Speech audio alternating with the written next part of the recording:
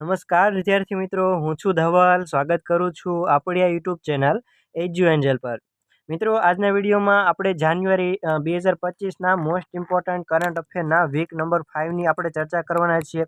અગાઉ આપણે 4 વીકના current અફેરના video બનાવેલા છે. આજે લાસ્ટ વીક નંબર 5માં આખા જાન્યુઆરીનું કરંટ અફેર આપણે પૂરું કરી દેવાનું છે. બરોબર છે. આ 5 ભાગ છે એ તમે ખાસ જોઈ લીજો પરીક્ષા પહેલાં, એટલે તમારું મોસ્ટ ઓફ કરંટ અફેર જે છે ક્લિયર થઈ જશે. બરોબર છે. તો હવે આપણે વિડીયોને સ્ટાર્ટ કરીએ. સૌથી પહેલો પોઈન્ટ છે વિશ્વ કસ્ટમ દિવસ. દર વર્ષે આપણે ક્યારે મનાવીએ છીએ? તો 26મી જાન્યુઆરીના રોજ વિશ્વ કસ્ટમ દિવસ આપણે મનાવીએ છીએ. આ વખતે 26મી જાન્યુઆરીના રોજ આપણે 76મો પ્રજાસત્તાક પર્વ બરોબર છે ઉજવો છે.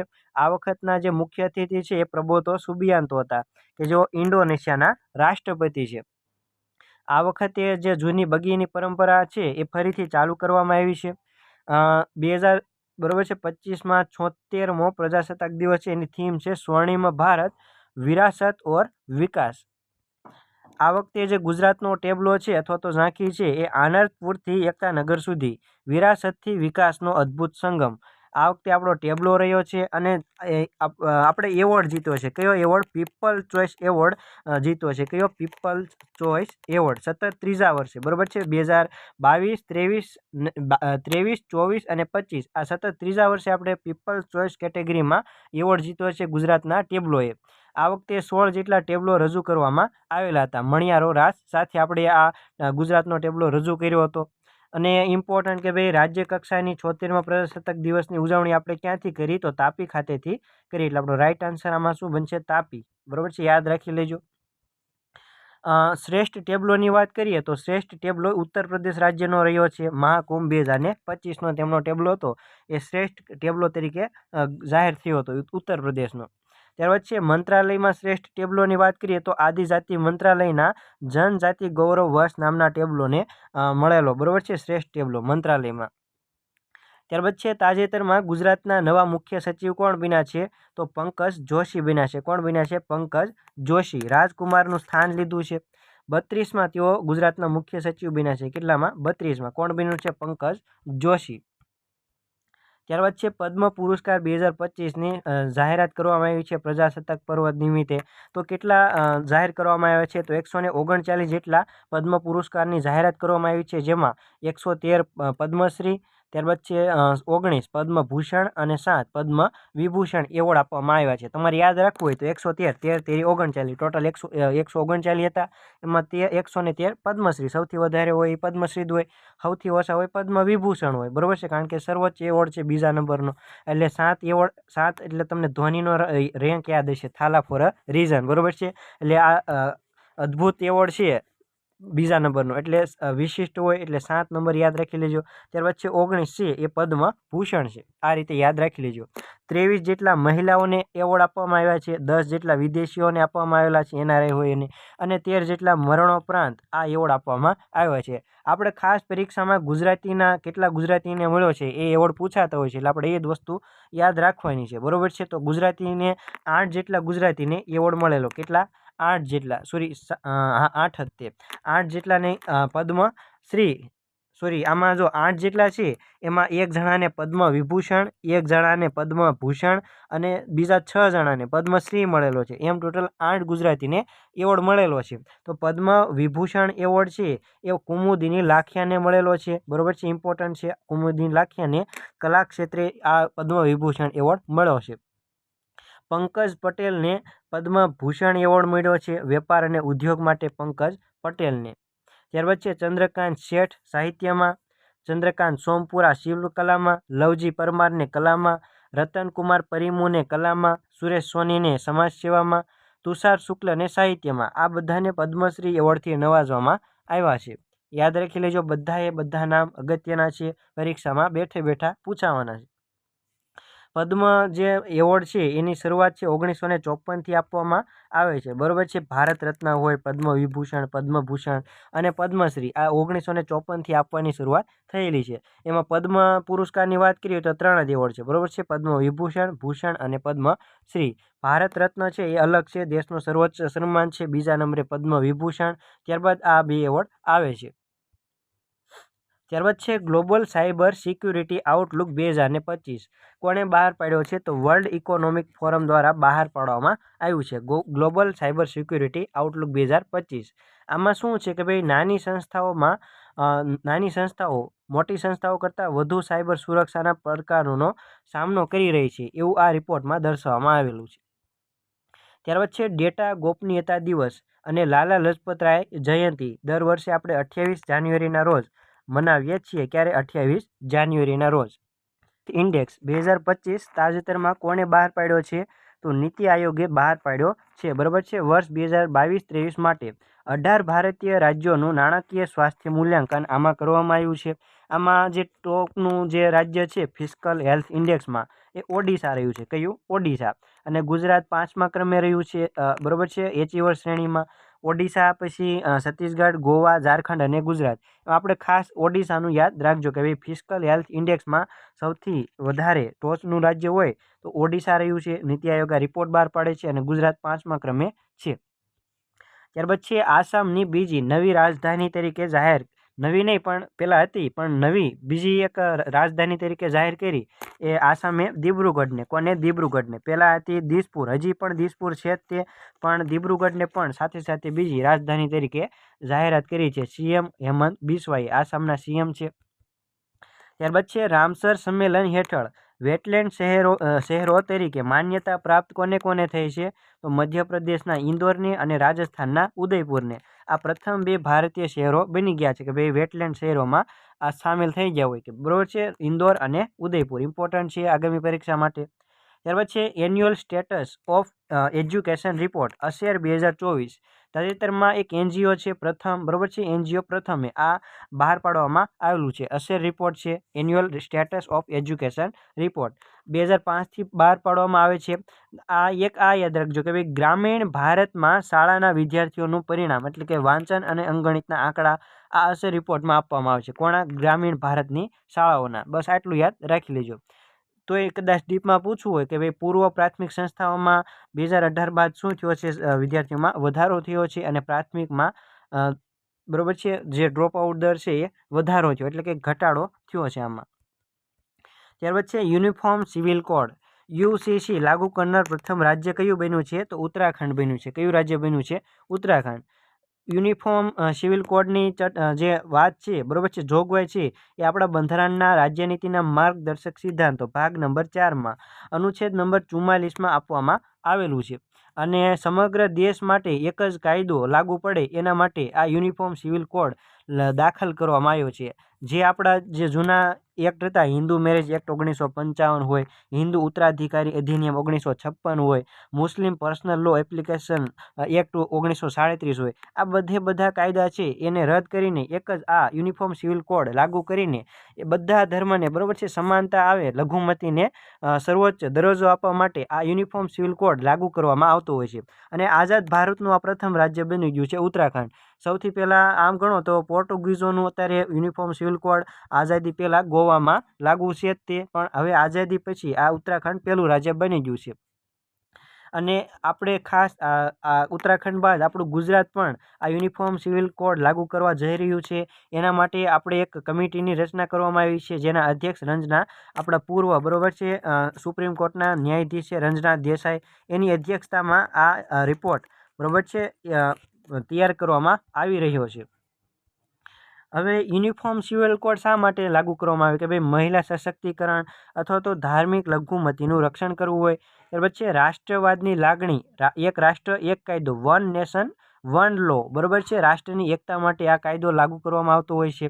વિવિધ કાયદાઓ હોય એને સરળ બનાવવા માટે, બરાબર છે, વિવિધ અલગ અલગ પ્રકારના ટિપિકલ કાયદા હોય એને બધાને એક જમાં મર્જ કરી દેવામાં આવે, બરાબર છે. એની જોગવાઈ એમાં એક જ, બધાને એક જ સરખો કાયદો લાગુ પડે એટલે કાયદાઓમાં સરળતા લાવવા માટે અલગ અલગ કાયદાઓને સામાજિક માળખું બગડે છે એટલા માટે આપણે આ યુનિફોર્મ સિવિલ કોડ દાખલ કરીએ છીએ.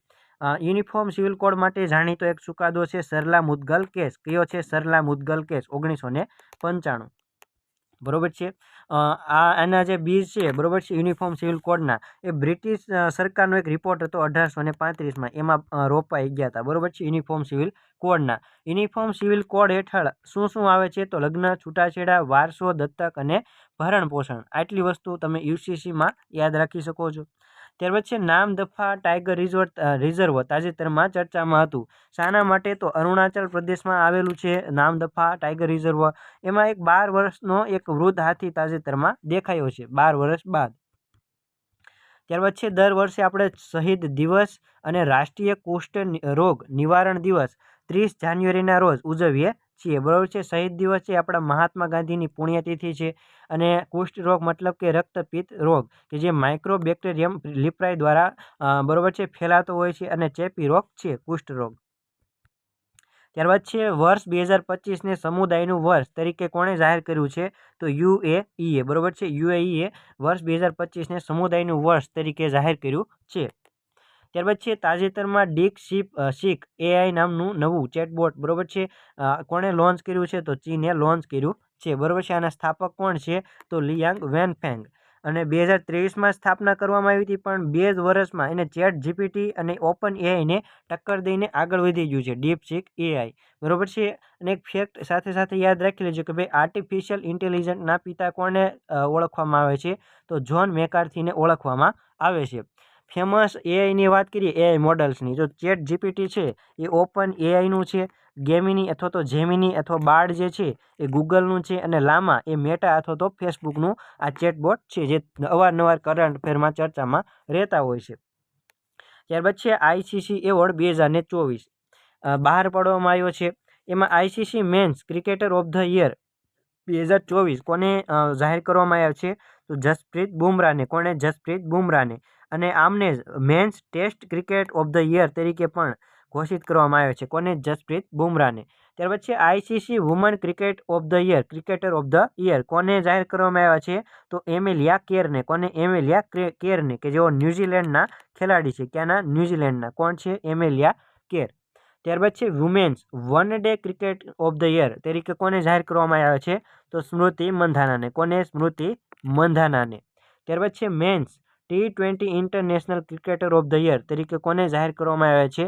તો અર્શદીપ સિંહને. કોને? અર્શદીપ સિંહને. T20 ફોર્મેટમાં અર્શદીપ સિંહ, ટેસ્ટમાં અને ઓલ ઓવરમાં જસપ્રીત બુમરાહ, વન ડેમાં મહિલામાં વાત કરીએ તો સ્મૃતિ મંધાના, અને ઓલ ઓવરમાં વુમનમાં એમિલિયા કેર. બરોબર છે. આટલી વસ્તુ યાદ રાખી લેજો. ત્યારબાદ છે તાજેતરમાં આઈસીસી વિમેન્સ ચેમ્પિયનશિપ કોણે જીતી છે? તો ઓસ્ટ્રેલિયાએ જીતી છે. કોણે? આઈસીસી વિમેન્સ ચેમ્પિયનશિપ ઓસ્ટ્રેલિયાએ. 3જી આવૃત્તિ હતી, 10 ટીમોએ ભાગ લીધી હતી. એક પહેલી અને બીજી આવૃત્તિ હતી, એમાં 8 ટીમોએ ભાગ લીધો હતો. પણ આ જે 3જી આવૃત્તિ છે એમાં 10 ટીમોએ ભાગ લીધો. આ 2 નવી કઈ એડ થઈ? બાંગ્લાદેશ અને આયર્લેન્ડ. કઈ છે? બાંગ્લાદેશ અને આયર્લેન્ડ. ત્યારબાદ છે ઈસરોનું તાજેતરમાં 100મું પ્રક્ષેપણ કરવામાં આવ્યું છે NVS-02 ઉપગ્રહનું. બરોબર છે. NVS-02 ઉપગ્રહનું. આ NVS-02 ઉપગ્રહ છે એ નેવિગેશન માટેનો ઉપગ્રહ છે, કે જે આપણું નાવિક છે ભારતની સ્વદેશી બરોબર છે નેવિગેશન પ્રણાલી નાવિક, એ સિસ્ટમનો આ ભાગ છે NVS-02. NVS-01 છે, NVS-01 એ 2023માં લોન્ચ કરવામાં આવ્યો હતો. બરોબર છે. અને આ NVS-2 જ્યારે આપણે લોન્ચ કર્યો એ ટેકનિકલ ખામીના કારણે બરોબર છે આ થોડીક ગડબડી સર્જાઈ હતી NVS-2માં. આનું જે લોન્ચિંગ છે એ શ્રી હરિકોટા આંધ્રપ્રદેશ ખાતેથી કરવામાં આવ્યું છે. આ NVS-2માં કયા રોકેટથી લોન્ચ કરવામાં આવ્યો છે? તો GSLV F-15. ખાસ ઇમ્પોર્ટન્ટ છે. GSLV F-15 થી આ NVS ઉપગ્રહ લોન્ચ કરવામાં આવ્યું છે. ઈસરોનું 100મું આ પ્રક્ષેપણ છે. આની જે ડિઝાઇન છે UR સેટેલાઇટ સેન્ટર દ્વારા બરોબર છે ડિઝાઇન કરવામાં આવી છે. ત્યારબાદ છે પ્રવાસી ભારતીય સન્માન એવોર્ડથી કોને નવાજવામાં આવ્યા છે? તો ક્રિસ્ટીન કાર્લા કંગાલુ. બરોબર છે. ક્રિસ્ટીન કાર્લા કંગાલુને પ્રવાસી ભારતીય સન્માન 2025 એવોર્ડથી સન્માનિત કરવામાં આવ્યા છે. ક્રિસ્ટીન કાર્લા કંગાલુ ત્રિનિદાદ અને ટોબેગોના રાષ્ટ્રપતિ છે. ત્યારબાદ છે ભારતીય કોસ્ટ ગાર્ડ દિવસ. દર વર્ષે આપણે 1 ફેબ્રુઆરીના રોજ ઉજવીએ છીએ. આની ભલામણ છે એ રુસ્તમજી સમિતિના બરોબર છે ભલામણથી આ ઉજવવામાં આવે છે. સંરક્ષણ મંત્રાલય અંતર્ગત આ કોસ્ટ ગાર્ડ આવતું હોય છે. અને સાથે સાથે આ પણ યાદ રાખી લેજો કે ભાઈ રાષ્ટ્રીય નૌસેના દિવસ આપણે ક્યારે ઉજવીએ છીએ તો 4 ડિસેમ્બરના રોજ ઉજવીએ છીએ અને નેશનલ સબમરીન ડે આપણે 11 એપ્રિલના રોજ ઉજવીએ છીએ. ત્યારબાદ છે ભારત ઇન્ડોનેશિયા સંબંધો તાજેતરમાં ચર્ચામાં છે. ત્યાં 75મી વર્ષગાંઠ ઉજવવામાં આવી છે ભારત અને ઇન્ડોનેશિયાના સંબંધો, બરોબર છે. MOU કયા કયા થયા છે તો સહયોગ, ડિજિટલ ઇન્ફ્રાસ્ટ્રક્ચર, સંરક્ષણ સહયોગ થયેલા છે.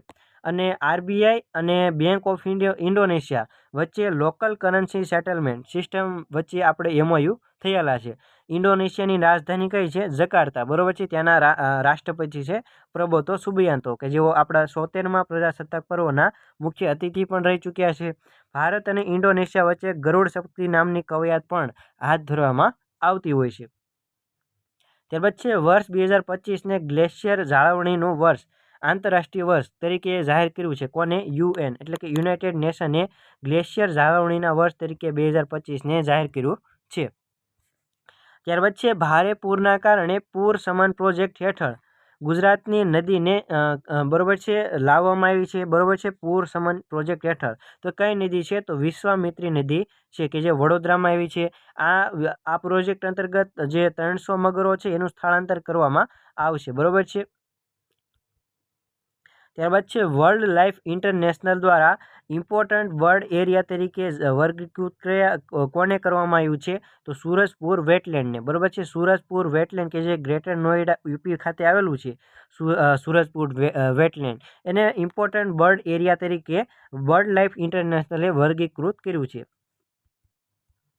ત્યારબાદ છે નાગોબા જતારા આદિવાસી ઉત્સવ છે.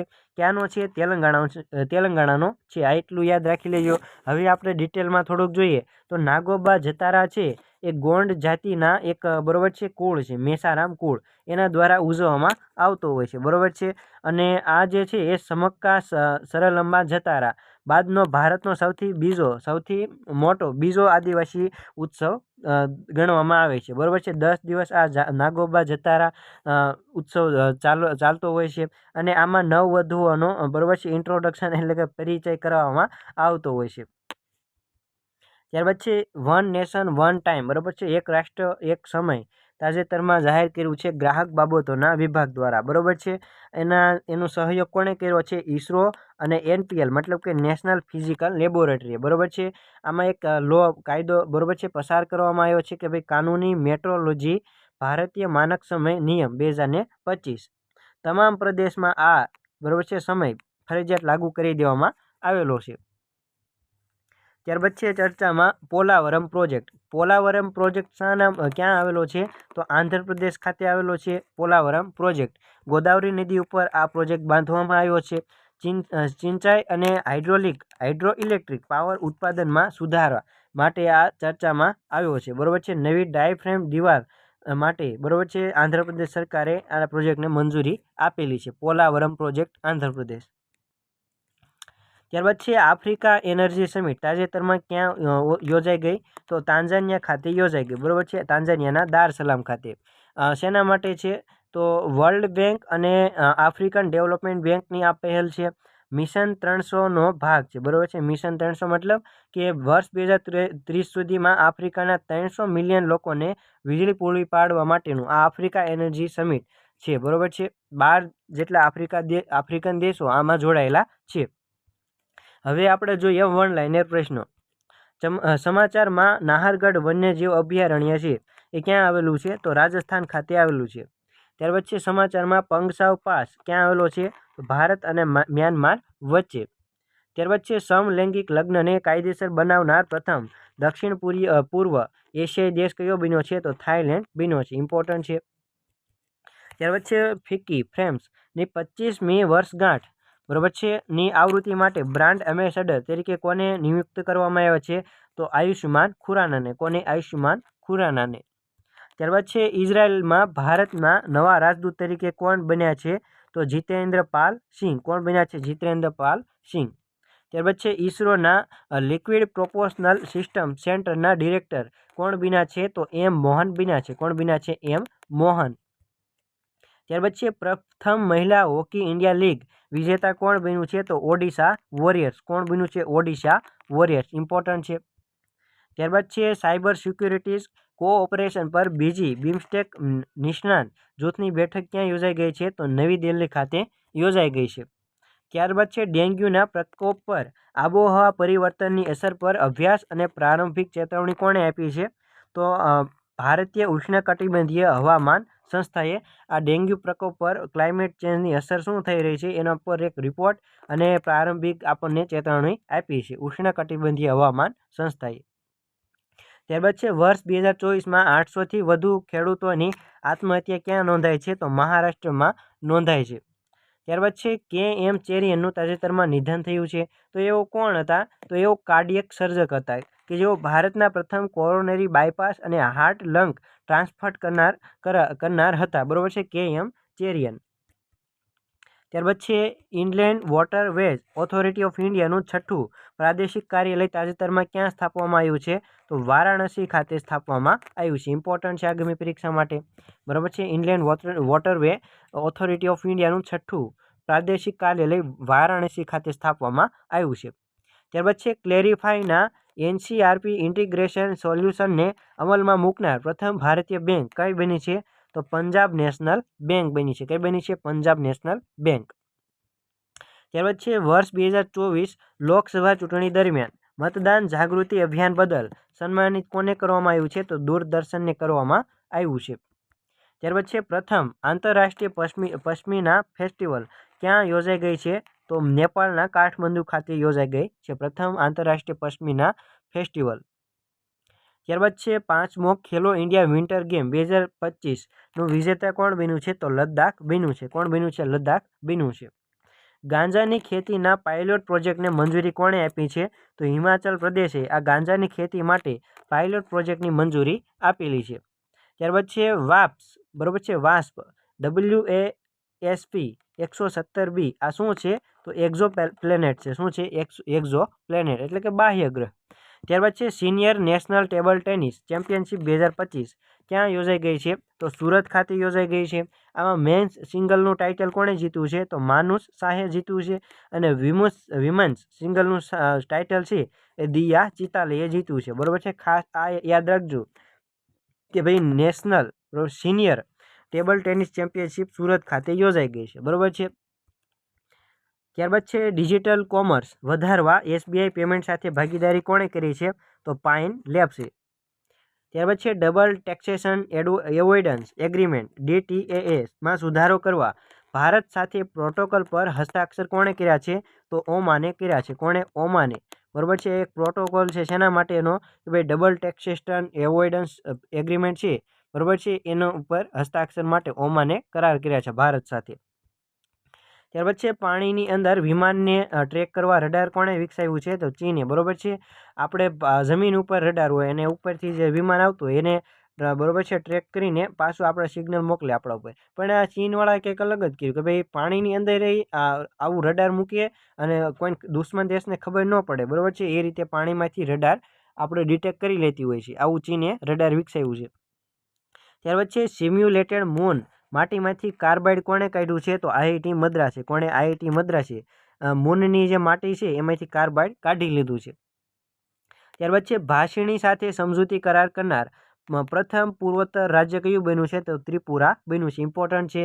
બરોબર છે, ભાષીણી સ્વદેશી આપણી ભાષા છે એ બરોબર છે, એ બધા એનું માહિતી આપે છે ભાષીણી એપ. એની સાથે સમજૂતી કરનાર પ્રથમ પૂર્વોત્તર રાજ્ય ત્રિપુરા બની ગયું છે. ત્યારબાદ છે એશિયન વોટર બર્ડ સેન્સસ તાજેતરમાં હાથ ધરવામાં આવી છે. ક્યાં આગળ? આંધ્રપ્રદેશના કોશિંગા વન્યજીવ અભયારણ્યમાં. બરોબર છે, તો કોની મદદથી? તો બોમ્બે નેચરલ હિસ્ટ્રી સોસાયટી અને world wild life institute of ઇન્ડિયાની મદદથી.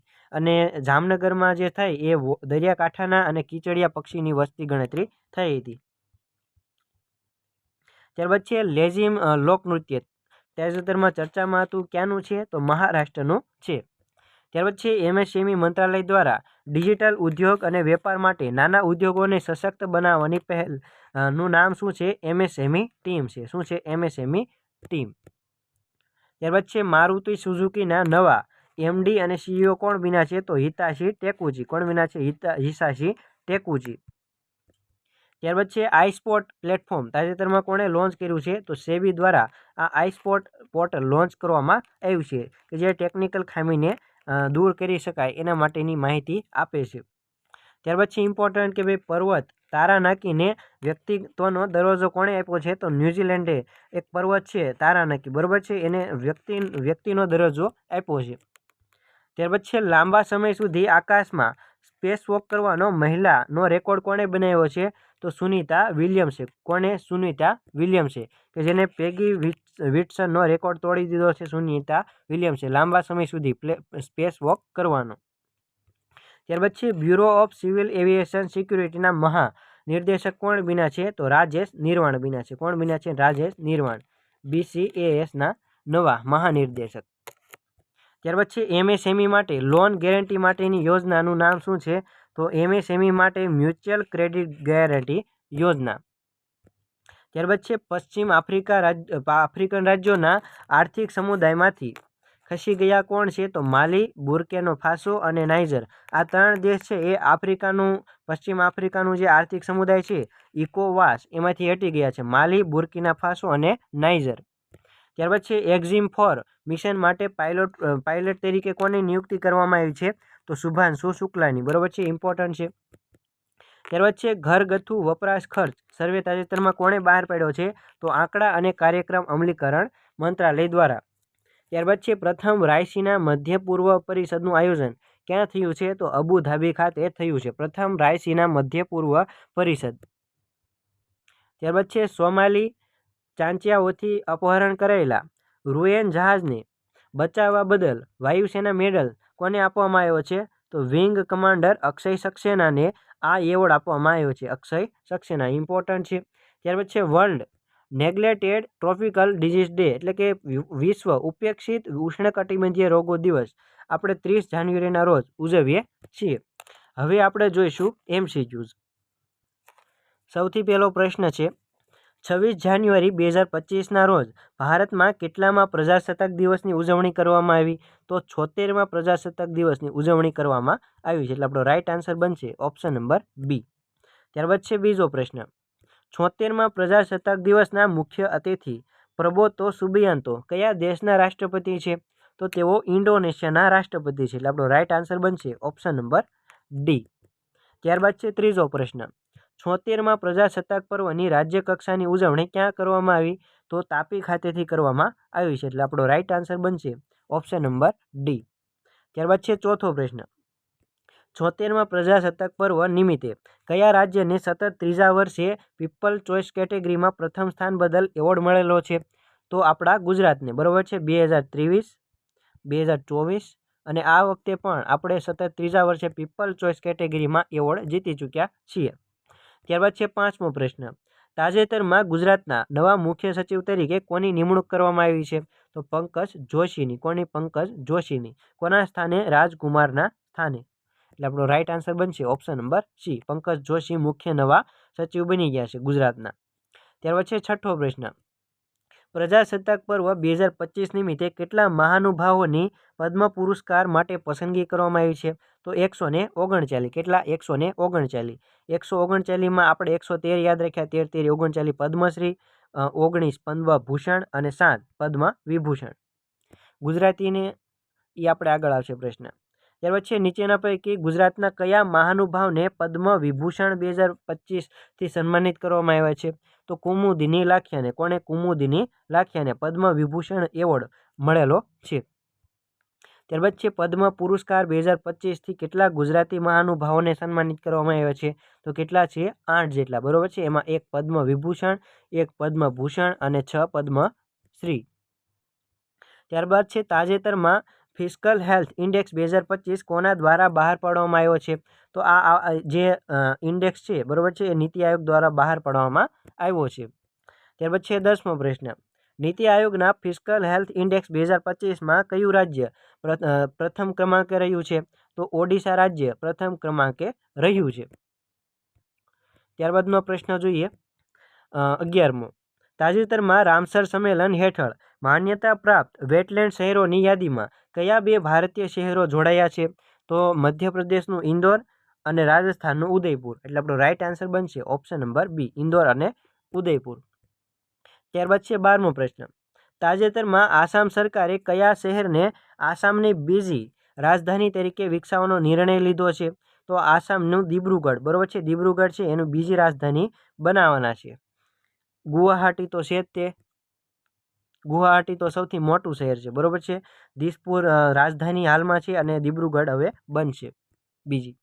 ત્યારબાદ છે 13મો પ્રશ્ન. તાજેતરમાં યુનિફોર્મ સિવિલ કોડ લાગુ કરનાર ભારતનું પ્રથમ રાજ્ય કયું બન્યું છે? તો ઉત્તરાખંડ બન્યું છે, એટલે આપણો રાઈટ આન્સર બનશે ઓપ્શન નંબર એ. ત્યારબાદ છે 14મો પ્રશ્ન. તાજેતરમાં કયા દેશે વર્ષ 2025ને સમુદાયનું વર્ષ એટલે કે યર ઓફ કોમ્યુનિટી જાહેર કર્યું છે? તો કયો દેશ છે? તો UAE, બરોબર છે, સમુદાયનું વર્ષ તરીકે જાહેર કર્યું છે વર્ષ 2025ને. ત્યારબાદ છે 15મો પ્રશ્ન. તાજેતરમાં સમાચારમાં રહેલ ડીપસીક AI કયા દેશ દ્વારા વિકસાવવામાં આવ્યું છે? તો આ AI છે ડીપસીક AI એ ચીન દ્વારા વિકસાવવામાં આવ્યું છે, એટલે આપણો રાઈટ આન્સર બનશે ઓપ્શન નંબર એ. ત્યારબાદ છે 16મો પ્રશ્ન. વર્ષ 2024નો ICCનો men's test cricketer of the યરનો એવોર્ડ કોને મળ્યો છે? તો જસપ્રીત બુમરાહને. કોને મળ્યો છે? જસપ્રીત બુમરાહને. ટેસ્ટ કે ઓલ ઓવર, બરોબર છે, ICCનો મેન્સ એવોર્ડ મળેલો છે વર્ષ 2024નો જસપ્રીત બુમરાહને.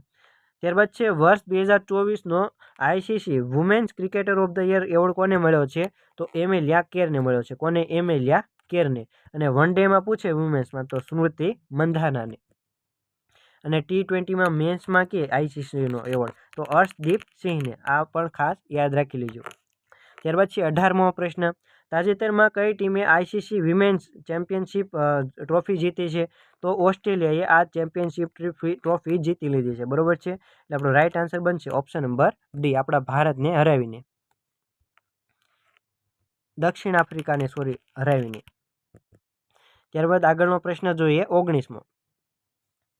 તાજેતરમાં ઇસરોનું GSLV F-15 રોકેટની મદદથી NVS-2 ઉપગ્રહને લોન્ચ કરવામાં આવ્યું, જે ઇસરોનું કેટલામું પ્રક્ષેપણ હતું? તો 100મું. કેટલામું? 100મું. આગામી પરીક્ષા માટે ખૂબ જ અગત્યનો 100% પૂછાય છે પરીક્ષા, બરોબર છે, એટલે યાદ રાખજો કેટલામું મિશન હતું? 100મું હતું. GSLV F-15 રોકેટ હતું અને ઉપગ્રહ હતો NVS-2 નેવિગેશન ઉપગ્રહ હતો. ત્યારબાદ છે 20મો પ્રશ્ન. UN દ્વારા કયા વર્ષને ગ્લેશિયર જાળવણીના આંતરરાષ્ટ્રીય વર્ષ તરીકે જાહેર કરવામાં આવ્યું છે? તો વર્ષ 2025ને, બરોબર છે, UN દ્વારા ગ્લેશિયર જાળવણીના વર્ષ તરીકે જાહેર કરવામાં આવ્યું છે. ત્યારબાદ છે 21મો પ્રશ્ન. હાલમાં સમલૈંગિક લગ્નને કાયદેસર બનાવનાર પ્રથમ દક્ષિણ પૂર્વ એશિયાઈ દેશ કયો બન્યો છે? તો ઇન્ડોનેશિયા બન્યો છે, એટલે આપણો રાઈટ આન્સર બનશે ઓપ્શન નંબર સી. ત્યારબાદ છે 22મો પ્રશ્ન. તાજેતરમાં પ્રથમ આંતરરાષ્ટ્રીય પશ્ચિમના ફેસ્ટિવલનું આયોજન ક્યાં કરવામાં આવ્યું છે? તો નેપાળ ખાતે કરવામાં આવ્યું છે, એટલે આપણો રાઈટ આન્સર બનશે ઓપ્શન નંબર બી. ત્યારબાદ છે 23મો પ્રશ્ન. તાજેતરમાં ભારત સરકારના ભાષિણી સાથે સમજૂતી કરાર કરનાર પ્રથમ પૂર્વોત્તર રાજ્ય કયું બન્યું છે? તો ત્રિપુરા બન્યું છે, એટલે આપણો રાઈટ આન્સર બનશે ઓપ્શન નંબર સી. ત્યારબાદ છે 24મો પ્રશ્ન. તાજેતરમાં કોણે લાંબા સમય સુધી સ્પેસ વોક કરવાનો રેકોર્ડ બનાવ્યો છે? તો એ કોણે બનાવ્યો છે? તો સુનિતા વિલિયમ્સ, એટલે આપણો રાઈટ આન્સર બનશે ઓપ્શન નંબર બી. ત્યારબાદ છે છેલ્લો પ્રશ્ન 25મો. હાલમાં ઇસરોના liquid proportional system centre LPSSC ના ડિરેક્ટર તરીકે કોની નિમણૂક કરવામાં આવી છે? તો M મોહનની નિમણૂક કરવામાં આવી છે, એટલે આપણો રાઈટ આન્સર બનશે ઓપ્શન નંબર બી. તો મિત્રો આ હતો આજનો વિડીયો. આપણે જાન્યુઆરી મહિનાનું સંપૂર્ણપણે કરંટ અફેર કવર કરી લીધું છે આ 5 વીક દરમિયાન, બરોબર છે. આ 5 વીકનો આપણે કમ્બાઈન વિડીયો લાવવાના છીએ, ખાસ તમામ મિત્રો જોઈ લેજો, જેથી તમે પરીક્ષા પહેલાં એ વિડીયો જોઈ લેશો. લગભગ 2 થી 2.5 કલાકનો વિડીયો હશે, બરોબર છે. એ વિડીયો તમે જોઈ લેશો એ પરીક્ષા પહેલાં, તો તમારું જાન્યુઆરી મહિનાનું ઓલમોસ્ટ કરંટ અફેર જે છે એ તમારું કવર થઈ જવાનું છે, બરોબર છે. વિડીયો ગમ્યો હોય તો આ વિડીયોને લાઇક કરી દેજો, તમારા મિત્રો જોડે શેર કરી દેજો. આવા જ વધુ વિડીયો જોવો હોય તો આપણી ચેનલને સબસ્ક્રાઈબ કરી દેજો. મળીએ નવા વિડીયો સાથે, ત્યાં સુધી સૌને જય હિન્દ, જય ભારત, વંદે માતરમ.